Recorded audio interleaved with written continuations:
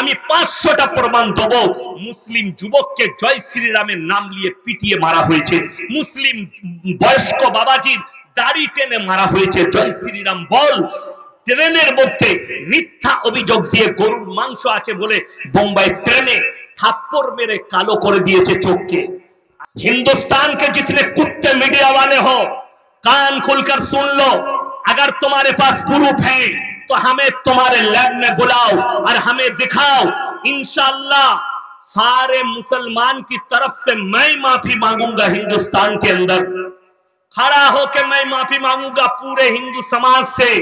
एक दिखा दो कि कहीं पर कोई मुसलमान मंदिर के ऊपर चढ़ के इस्लाम का झंडा लहराया अल्लाह अकबर बोल के।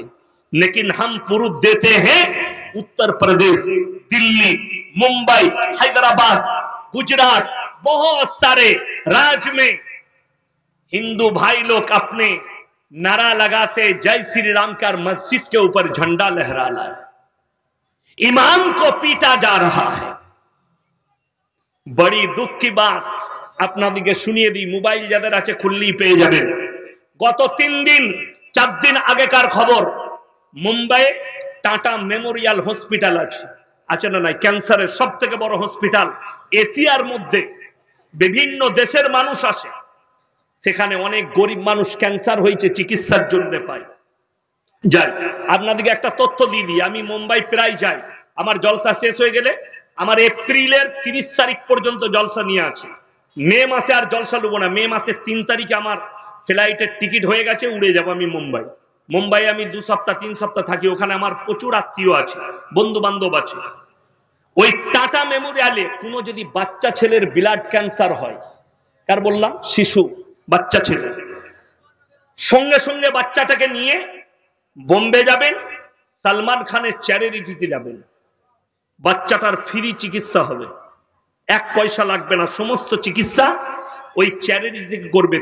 সালমান খান 100 টাকার মধ্যে 90 টাকা চ্যারিটিতে দেয়, শিক্ষা দীক্ষা চিকিৎসা এইসবে দেয়। যদিও আমি তাকে মুসলমান ভাবি না, তবে এটা একটা ভালো কাজ, এটার বদলে আল্লাহ দুনিয়াতেই তাকে দিবে। ওই জায়গায় যারা বড় লোক আছে, যেমন আপনারা দান করছেন মসজিদের জন্য, দিচ্ছে না দেননি, আল্লাহ যাকে যেরকম দিয়েছে দিচ্ছে। বোম্বেতে যারা মালদার, আল্লাহ যাদেরকে করোড় টাকা দিয়েছে, তারা ওই টাটা মেমোরিয়াল হসপিটালে এসে গরিব দিকে খানা বাটে। যারা বাইরে থেকে গিয়ে আছে খানা দেয়, ভাই খানা লেলো, সবাই লাইন দিয়ে খাবার নেয়, ভালো ভালো দামি খাবার, আর ওটা খাওয়াও যাবে, সে দিচ্ছে খেতে। সেইখানে একটা হিন্দু ভাই খাবার নিয়ে খাবার দিচ্ছে, আপনারা মোবাইলে দেখবেন। সে বলছে লাইনে দাঁড়িয়ে আছে, সেখানে একজন আমাদের মা ওড়না বেঁধে আছে, তার চোখটা খালি দেখা যাচ্ছে, বাকি মুখ ঢাকা, শরীর ঢাকা। সে লাইনে দাঁড়িয়েছে, ভোগ লেগেছে, গরিব মানুষ খাবার নিবে। তো এ বলছে জয় শ্রীরাম बोलना पड़ेगा तब खाना मिलेगा। কি বলছে? जो जय श्रीराम बोलेगा उसको खाना मिलेगा, ना तो नहीं मिलेगा। আর একদিকে একজন বড় লোক মুসলিম, আমাদের মতো এরকম টুপি দাড়িওয়ালা লোক খানা নিয়ে এসছে, সেও মালদা। সে বলছে আল্লাহু আকবার बोलने का जरूरत नहीं, भोग लगे हैं खाना खा लो। জোরে বলুন সুবহানাল্লাহ। এটার নাম ইসলাম। কেন? আমি একটু আগে শোনালাম নবীজি সাল্লাল্লাহু আলাইহি সাল্লামের হাদিস, তোমরা দেখো না কোন জাতের, ক্ষুধার্ত হলে খাবার দাও, বস্ত্রহীন হলে বস্ত্র দাও, ভুখা হলে তাকে খাবার খাওয়াও, শরীরে কাপড় না থাকলে তাকে কাপড় দাও। রাসূল আকরাম সাল্লাল্লাহু আলাইহি সাল্লাম রাস্তা দিয়ে যাচ্ছেন, সঙ্গে সাহাবীরা আছেন। ভালো করে শুনবেন হাদিসটা। আল্লাহর হাবিব সাল্লাল্লাহু আলাইহি সাল্লাম দেখলেন রাস্তা দিয়ে এক মহিলা যাচ্ছে, মেয়ে অবিবাহিতা, সে হচ্ছে হাতেম তাইয়ের বিটি, একজন মুশরিকের বিটি। তার মাথায় কাপড় নেই, কাপড় খোলা, বেপর্দা। নবীজি সাল্লাল্লাহু আলাইহি সাল্লাম নিজের মাথার পাগড়িটা খুলে তার মাথা এবং শরীরটা ঢেকে দিলেন। জোরে বলুন সুবহানাল্লাহ। সাহাবীরা বললেন ইয়া রাসূলুল্লাহ, এটা মুশরিকের বিটি। আল্লাহর নবী ধমক দিলেন, হে আমার সাহাবীরা শোনো, আমি মেয়েদের মাথা ঢাকতে এসেছি, খুলতে আসিনি। জোরে বলুন সুবহানাল্লাহ। নবীজি দেখলেন না এটা কার বিটি, মাথা খোলা আছে, মাথা ঢেকে দাও, পর্দা করে দাও, গাটা ঢেকে দাও। ओरे नेमो खराम अंधो भक्तो, जितने इस्लाम के बारे में तुम लोग गलत बात बोलते रहोगे इंशाल्लाह इस्लाम को कामयाबी मिलते रहेगी। जोर बोल सुभान।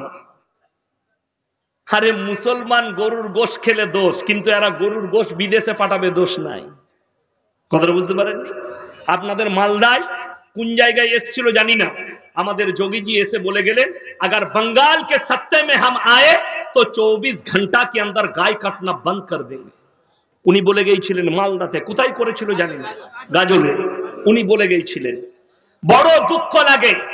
अरे जोगी जी आपको मैं सम्मान करता हूं, लेकिन सबसे बड़ा गोश्त एक्सपोर्ट का कंपनी तो आपके राज्य में है, यूपी में है, उत्तर प्रदेश में है। पहले उस पे बुलडोजर चलाओ, इंशाल्लाह हम गाय खाना छोड़ देंगे। চ্যালেঞ্জ দিলাম ভারত সরকারকে। ভারতে 7টা বড় বড় গোশ এক্সপোর্টের কোম্পানি আছে যারা বিদেশে গোশ রপ্তানি করে, ওইগুলোকে আগে বাজার চালিয়ে ভেঙে দাও, ইনশাআল্লাহ আমরা গরু খাওয়া বন্ধ করে দেবো। আর এত ছাগল খাবো, ছাগলের মাংস আর শুনতেও পাবি না তোরা। ছাগল খাওয়া হালাল না হারাম? হালাল। তো ছাগলের গোশ এখন 700 টাকা 800 টাকা কিলো। আমাদিকে মনে করছে গাই খাওয়া বন্ধ করে দেবো, দিয়ে গোশ খাবে না মুসলিমরা।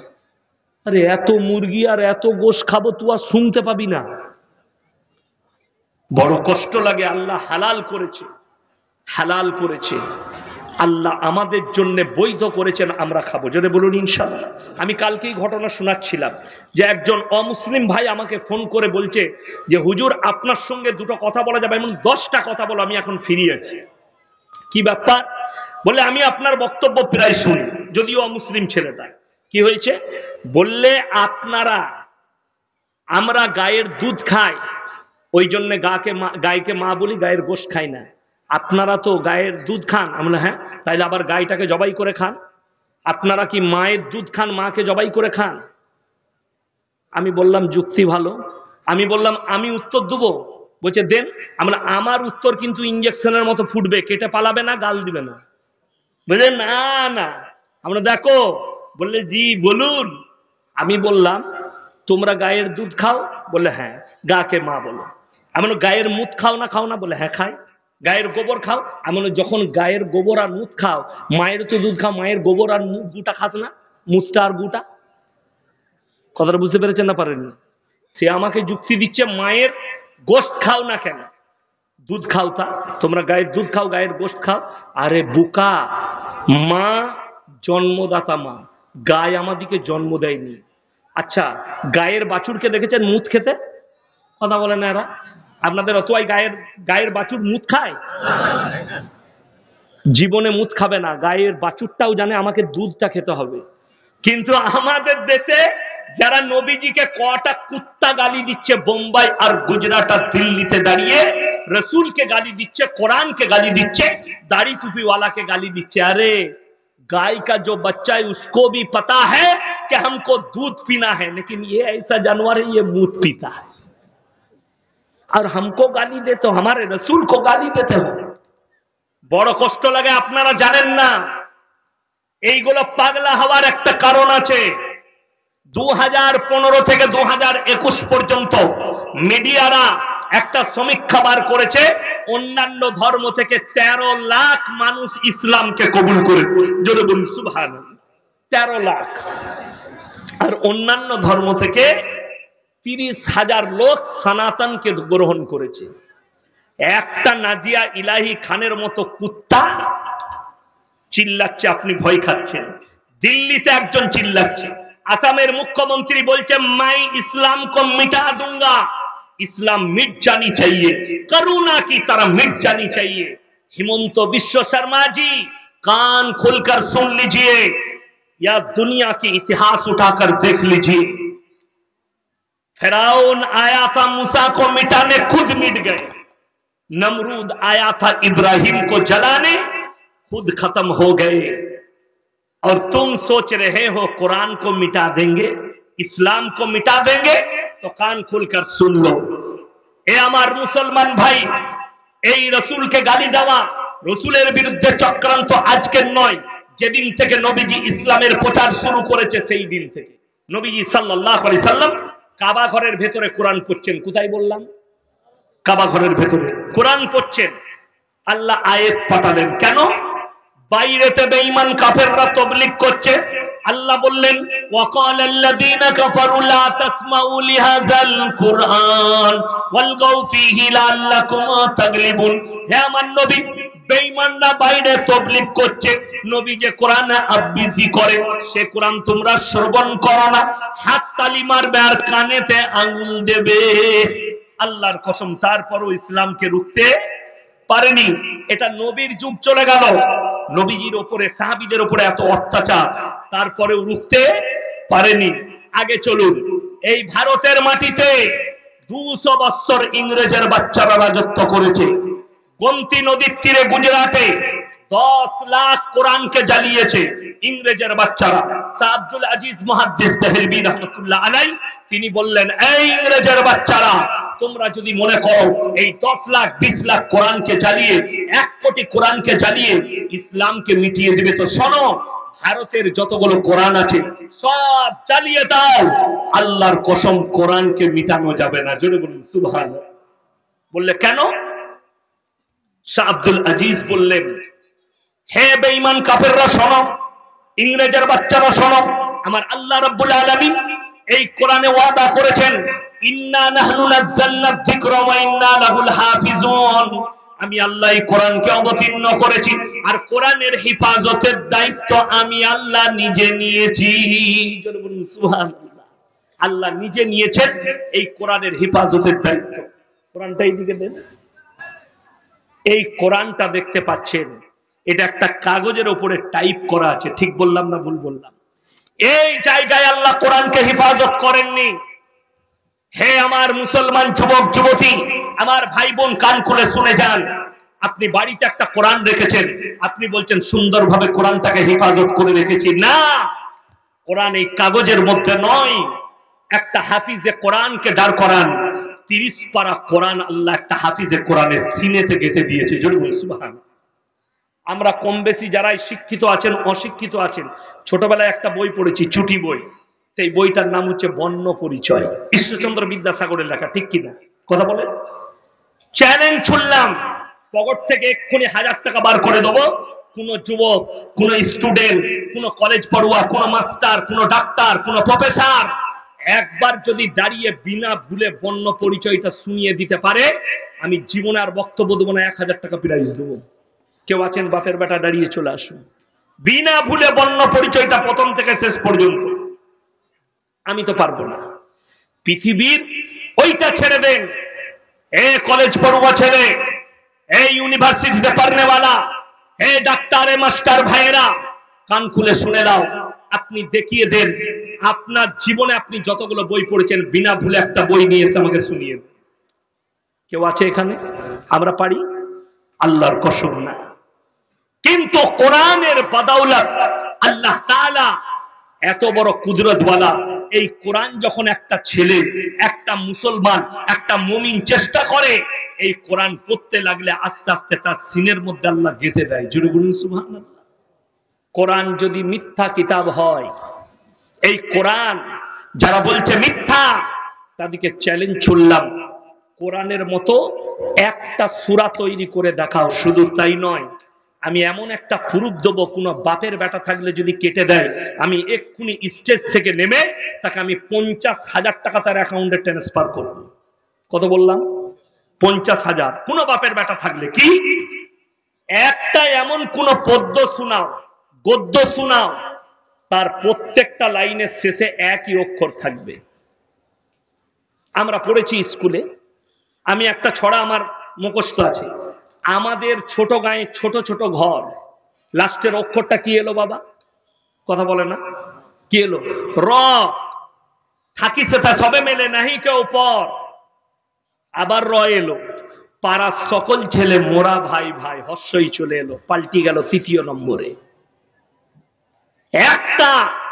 একটা পদ্য আর গদ্য যদি কেউ শোনায়, যে পুরো প্রথম থেকে শেষ পর্যন্ত লাইনের শেষে যিনি লিখেছেন কবি, প্রত্যেকটা লাইনের শেষে শেষ পর্যন্ত একটাই অক্ষরকে ব্যবহার করেছে, এরকম একটা পদ্য শোনাও, এরকম একটা গদ্য শোনাও, পাবেন না।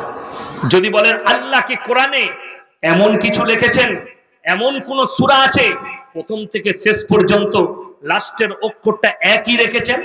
জোরে সোরে একবার বলুন সুবহানাল্লাহ, আরো জোরে বলুন সুবহানাল্লাহ। যদি বলেন কোথায়, 30 পারায়। ওয়াশ-শামসি ওয়া দুহাহা ওয়াল কমারি ইযা তালাহা ওয়ান নাহারি ইযা জাল্লাহা ওয়াল লাইলি ইযা ইয়াগশাহা ওয়াস সামাই ওয়া মা বানাহা ওয়াল আরদি ওয়া মা তাহাহা ওয়া নাফসি ওয়া মা সাওয়াহা ফাআলহামাহা ফুজুরাহা ওয়া তাকওয়াহা। জোরে বলুন সুবহানাল্লাহ। প্রত্যেকটা আয়াতের শেষে আল্লাহ একটাই অক্ষরকে ব্যবহার করলেন একদম সূরা শেষ পর্যন্ত, হা। জোরে বলুন সুবহানাল্লাহ। একটা ছড়া শোনাবার ক্ষমতা তোমার নেই। এটা আসমানি কিতাব এবং সত্য কিতাব। যারা বলছেন কোরআনের প্রথমেই সূরা বাকারায় আল্লাহ বলেছেন, এখানে দুটো মারাত্মক কথা আল্লাহ বলেছেন, একটা সূরা ফাতিহায় আর একটা সূরা বাকারায়। জোরে বলুন সুবহানাল্লাহ। সেই সব থেকে ঈমান মজবুতির দুটো কথার উপরে মুসলমান যদি আমল করে, সেই মুসলমান ঈমানদার হয়ে যাবে। নাম্বার 1, আমরা নামাজে সবাই সূরা ফাতিহা পড়ি না বাবা? পড়ি। আমার সঙ্গে একবার পড়ুন, সবাই পড়ুন। আলহামদুলিল্লাহি রাব্বিল আলামিন আর রহমানির রহিম মালিকি ইয়াউমিদ্দিন ইয়্যাকা না'বুদু ওয়া ইয়্যাকা নাস্তাঈন। আল্লাহ তোমারই উপাসনা করি এবং তোমার কাছেই ভালো মন্দ চাই।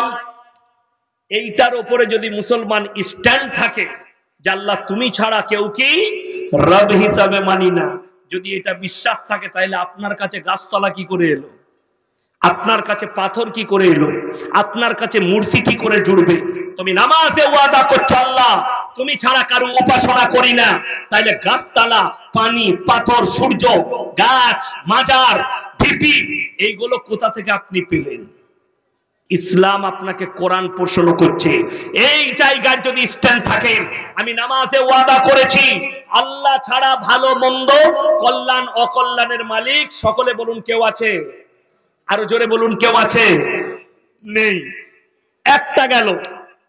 আপনি এটা বিশ্বাস করে এর উপরে যদি আমল করে চলেন, আপনি মুমিন হয়ে যাবেন। দ্বিতীয় নম্বর, সূরা বাকারার প্রথমেই আছে জালিকাল কিতাবু লা রাইবা ফীহ। আমার এই কোরআনে বিন্দু মাত্র সন্দেহ নেই। বিসমিল্লাহ। যেমন আপনাকে বলে দিই, আল্লাহ তাআলা পাঁচটা ওয়াদা করেন। এই পাঁচটা কথার উপরে যারা আমল করবে তারা হিদায়েতের উপরে চলে আসবে, তারাই একমাত্র কামিয়াবি লাভ করবে। কি কি? কোরআন বলছে আলিফ লাম মিম জালিকাল কিতাবু লা রাইবা ফীহ। আমার এই কোরআনে বিন্দু মাত্র সন্দেহ নেই। কোরআনে আলিফ লাম মিম র, তাসিন তাসিন মিম ইয়াসিন কাফা ইয়া আইন সাদ। কোরআনে যতগুলো এরকম হরফ আছে, এই হরফগুলোর নাম হচ্ছে হরফে মুকাত্তার। এর মানেটাই আল্লাহ ছাড়া পৃথিবীর কেউ জানে না। আল্লাহ কিয়ামতের দিনে বর্ণনা করবেন। পরের আয়াতে বললেন জালিকাল কিতাবু লা রাইবা ফীহ। আমার কোরআনে বিন্দু মাত্র সন্দেহ নেই। হুদাল লিল মুত্তাকিন, যারা মুত্তাকি হবে তাদের জন্য আমার কোরআনে উপদেশে ভরা আছে। যারা মুত্তাকি হবে, ঈমানদার হবে, তাদের জন্য আমার কোরআনে উপদেশে ভরা আছে। জালিকাল কিতাবু লা রাইবা ফীহ হুদাল লিল মুত্তাকিন। এরপর আল্লাহ বললেন 1 নম্বর আল্লাযীনা ইউমিনুনা বিল গায়ব। না দেখে আল্লাহকে বিশ্বাসের নাম হচ্ছে ঈমান। আমরা কেউ আল্লাহকে দেখেছি? দেখি নাই। আল্লাহর উপরে আমাদের দিল থেকে আল্লাহর উপর আমরা ঈমান এনেছি, ঠিক কিনা? না দেখে আল্লাহ কোরআনে বললেন না দেখে বিশ্বাসের নাম আল্লাযীনা ইউমিনুনা বিল গায়ব। না দেখে আল্লাহকে বিশ্বাসের নাম হচ্ছে ঈমান। দেখুন, পৃথিবীতে অন্যান্য ধর্মের যারা আছে, বিভিন্ন ধর্মের মানুষ আছে, কিন্তু বিভিন্ন ধর্মের বিভিন্ন রকম আকীদা। আমাদের আকীদা হচ্ছে পুনরুত্থান। আবার আল্লাহ মরে যাওয়ার পরে কিয়ামতের দিনে দাঁড় করাবেন। করাবেন না? করাবেন। কারুর বিশ্বাস পুনর্জন্ম। এটা অমুসলিম ভাইদের বিশ্বাস। পুনর্জন্ম মানে মরে যাচ্ছি, মরে যাওয়ার পরে বিড়াল হয়ে আসতে পারে, কুকুর হয়ে আসতে পারে, মানুষ হয়ে আসতে পারে, এরকম আকীদা। আমাদের দেশে একজন বাবা মরে গিয়েছিল, তার নাম হচ্ছে সাই বাবা। নাম শুনেছেন না শুনেছেন? সাই বাবার বিরাট হসপিটাল আছে ব্যাঙ্গালোরে। সাই বাবা বলছে একদিকে মারা গেছে, একদিকে রাজস্থানে জন্ম নিয়েছে। কথাটা বুঝতে পারেননি? আমি বলি না, মিডিয়ায় শুনছিলাম, খবরে দেখছিলাম যে সাই বাবা একদিকে মারা যাচ্ছে, যেমনি মারা গেল তারপরের দিন বলছে রাজস্থানে জন্ম নিয়েছে। এই যে পুনর্জন্ম, এটা কতটা সত্য, কোরআন কি বলছে? কোরআন এত সুন্দর একটা আসমানি কিতাব, যে মারা যায় সে কোনোদিন ফিরে আসে না। আমাদের পুনর্জন্ম নাই, পুনরুত্থান আছে। কাদের?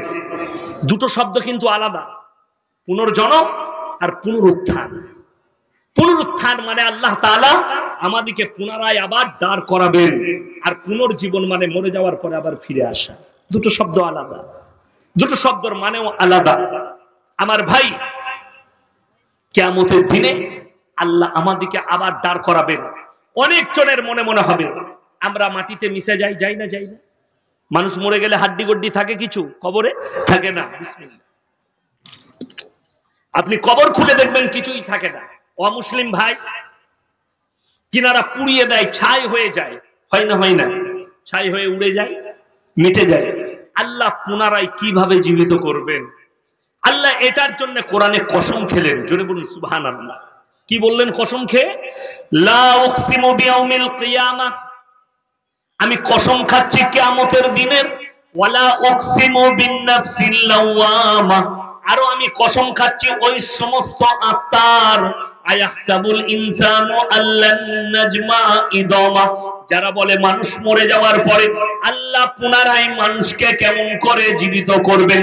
বালা কাদিরিনা আলা আন নুসাউইয়া বানানা বাল ইউরিদুল ইনসানু লিয়াফজুরা আমামা।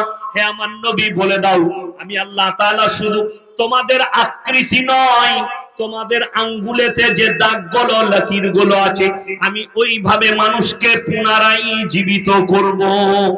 কোরআন, কোরআনে অপর জায়গায় আল্লাহ উদাহরণ দিলেন।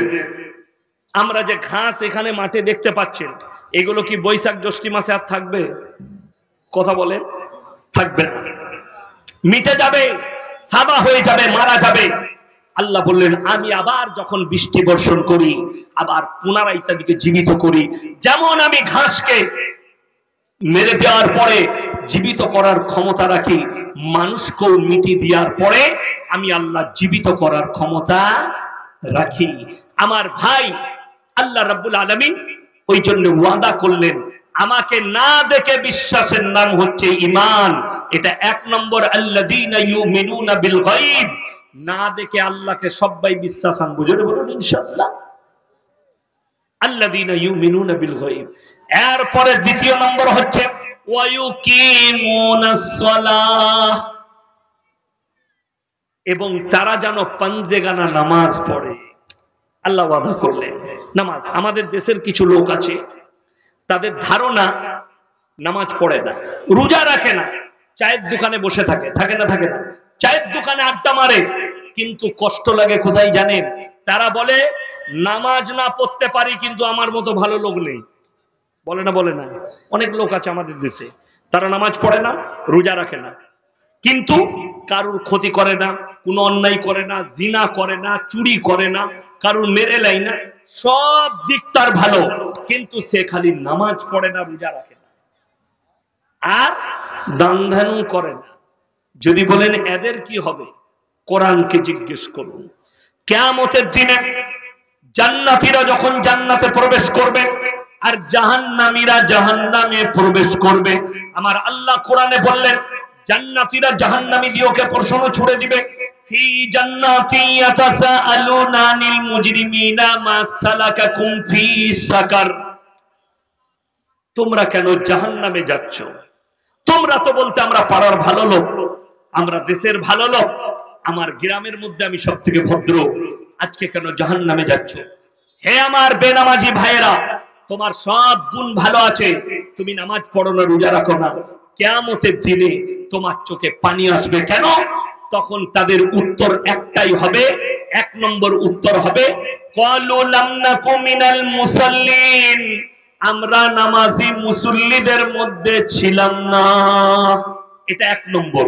ওয়ালাম নাকু নুতিমুল মিসকিন, আর আমরা মিসকিনকে খানা খাওয়াইতাম না। ওয়া কুন্না নাখুদু মাল খায়দিন। এটা বড় প্যাথেটিক। তারা বলবে নামাজি মুসল্লিদিকে দাড়ি টুপিওয়ালাকে দেখে হাসি ঠাট্টা বিদ্রুপ করতাম, আল্লাহ তাই আমাদিকে জাহান্নামে পাঠিয়েছে। ওয়া কুন্না নুকাজ্জিবু বিয়াউমিদ্দিন, আর আমরা বিচারের দিবসকে মিথ্যা বলে মনে করিতাম। তারা কাঁদবে। ওই জন্য আল্লাহ কোরআনে ওয়াদা করলেন, ওয়া ইউকিমুনাস সালাহ, তোমরা 5 ওয়াক্তের সালাত আদায় করো। সবাই করবেন, জোরে বলুন ইনশাআল্লাহ। এই হাত তুলে বলুন নামাজ ছাড়বো না, জোরে বলুন ইনশাআল্লাহ। নামাজ ধরুন। যাদের মনে মনে হচ্ছে নামাজ কি, যাদের মনে মনে হচ্ছে মৌলী সাহেব আমি তো কোনোদিন নামাজ পড়ি না, কিন্তু আপনি বলছেন ইরাদা করব, কোরআন শুনে নাও, ইন্নাস সালাতা তানহা আনিল ফাহশাই ওয়াল মুনকার, নিশ্চয়ই নামাজ এমন একটি ইবাদত, মানুষ যখন নামাজ পড়তে শুরু করে আস্তে আস্তে আস্তে আস্তে অশ্লীল কাজ থেকে সরিয়ে তাকে ভালো কাজের দিকে নিয়ে যায়। জোরে বলুন সুবহানাল্লাহ। আপনাকে ভালো কাজের দিকে নিয়ে যাবে। ইন্নাস সালাতা তানহা আনিল ফাহশাই ওয়াল মুনকার, নিশ্চয়ই নামাজ এমন এক ইবাদত আপনাকে ভালো কাজের দিকে নিয়ে যাবে। ওই জন্য নামাজ কেউ ছাড়বেন না, জোরে বলুন ইনশাআল্লাহ। ওয়া মিম্মা রাযাকনাহুম ইউনফিকুন, এবং তারা যেন হালাল রিজকের উপরে বিশ্বাসী হয়। আমি যে রিজক দিয়েছি সেখান থেকে তারা ব্যয় করবে। আল্লাহ যে হালাল রিজক দিয়েছে সেখান থেকে আপনি ব্যয় করুন। নিজের সংসারে খরচ, দান খয়রাত। আপনি মনে করছেন যার টাকা আছে, সম্পদ আছে, সে সুখী? অসম্ভব, সে সুখী হতে পারে না। যার টাকা আছে, সম্পদ আছে, টাকা সম্পদের দ্বারা সুখী হওয়া যায় না। সুখী হওয়া যায় মুমিন হলে। টাকা আছে কিন্তু মুমিন, আল্লাহ সুখী করেছে। পয়সা আছে মুমিন, সে সুখী। সম্পদ আছে মুমিন, সে সুখী। আর যারা এতিম মিসকিন গরিব গুরবর খোঁজ রাখে, প্রতিবেশীর খোঁজ রাখে, আল্লাহ রাসূল সাল্লাল্লাহু আলাইহি সাল্লাম বললেন, তোমরা তোমাদের বাড়ির দেওয়াল এতটা উঁচু করো না যে তোমার পাশের গরিবের গরিবিটা না দেখতে পাও। তুমি দেখবে যে গরিবটা কেমন, তার গরিবিটা দেখো, তারপরে তুমি তাকে দান করো। রাসূল আকরাম সাল্লাল্লাহু আলাইহি সাল্লাম, আজকে আমাদের এমন অবস্থা, আমরা হারামটাকে হালাল মনে করে নিয়েছি, হালাল জিনিসকে হারাম জায়গায় ইস্তেমাল করছি। আপনি চাষ করেছেন, 1 লক্ষ টাকা চাষে আপনার লাভ হয়েছে, সেই টাকায় যদি লটারি ব্যবসা করেন, হারাম। লটারি কেন হারাম সেটাও বলে দিই। কেউ যদি লোককে হাত দেখায় ভাগ্যের জন্য, এ হাত দেখানো জায়েজ আছে? কথা বলে না, না জায়েজ কাজ। শুধু নয়, এর দ্বারা ঈমান চলে যাবে। কোন গণককে কেউ যদি হাত দেখায় যে আমার ভাগ্যটা কেমন যাচ্ছে দেখো, তার ঈমান চলে যাবে। লটারির টিকিট যারা ওই কাগজের উপরে, লটারির উপরে বিশ্বাস করে ভাগ্য পরীক্ষার জন্য আমার টাকা পড়ে কিনা, এটাও ওই ধরনেরই ঈমান যাওয়ার খাতরা। ওই জন্য হারাম। ভাগ্যের মালিক সকলে বলুন কে? আল্লাহ। তুমি যদি 100 কোটির মালিক হও, তারপরও তোমার উপায় নেই। আমাদের দেশের লোক মনে করে আম্বানি হচ্ছে ভারতের সব থেকে ধনী, এশিয়ার সব থেকে বড় লোক। সে কি সোনার মুরগি খায়? কথা বলেন না, সোনার মুরগি খাওয়া যাবে না। সোনার মুরগি আলমারিতে রাখা যাবে, সোনার ছাগল আলমারিতে রাখা যাবে, খাওয়া যাবে না। খেতে গেলে এটাই খেতে হবে। বোম্বেতে আমাকে একজন দাওয়াত দিলে বলে, হুজুর দেশি মুরগি খাওয়াবো না। আলহামদুলিল্লাহ বোম্বেতেও পাওয়া যায়। বলে হ্যাঁ, গেলাম। সেই আমাদের দেশে পাটনায় বড় বড় মুরগি হয়, দেখেছেন না, লাল মুরগি, সেই মাল জবাই করে খাওয়াচ্ছে। বলে এটা দেশি কে বললো তোমাকে? বলে আমাদের এখানে এটাকেই দেশি বলে। আমরা এটা দেশি লয়, আমাদের দেশে মা বোনরা যেটা বাড়িতে চাষ করে ওটার নাম দেশি। তার ডিমের ফায়দা আলাদা, তার মাংসর ফায়দা আলাদা। আজকে আমাদের জন্য দেশি মুরগি খেয়েছিল, কি বুঝলেন, এইটা আলাদা। বিশ্বাস করুন, কলকাতা টাউনে বাস করছে, আপনি তাকে মনে করছেন এই লোকটা মডেলিং, এই লোকটা ধনী, এই লোকটা ভালো আদর্শের মধ্যে আছে। আপনি অবাক হবেন, কোটি টাকার মালিক কলকাতায় ফ্ল্যাটে বাস করে, রাত 2টোর সময় মদ খেয়ে প্রবেশ করছে, সুপাই পড়ে আসে, আর বউ কুকুরের সাথে শুয়ে আছে। আপনি মুমিন, মসজিদে 5 ওয়াক্তের নামাজি, এশার নামাজ পড়েছেন ইমামের পেছনে, বাড়িতে এসেছেন, বিবি দস্তরখানে শাক আর ডাল দিয়ে ভাত খেয়ে বিবির গলায় সারা রাত হাত রেখে ঘুমাতে পেরেছেন, ফজরের সময় আল্লাহ শুকর আদায় করো, আল্লাহ আমার থেকে সুখী কেউ নাই। জোরে বলুন সুবহানাল্লাহ। আমার ভাই, ওই জন্য অনুরোধ করছি, নামাজ কেউ ছাড়বেন না। জোরে বলুন ইনশাআল্লাহ। নিজেদের বাচ্চাদিকে দ্বীনি শিক্ষা দেন, এডুকেশন দেন, স্কুলে পাঠান, ডাক্তার করুন, মাস্টার করুন, প্রফেসর করুন, নেতা করুন, মন্ত্রী করুন। এরা এগিয়ে যাক সমাজকে, ইসলামকে বাঁচানোর জন্য। আমার ভাই, আপনার নামাজ পড়া, আপনার শিক্ষা হবে ইসলামের কামিয়াবির জন্য।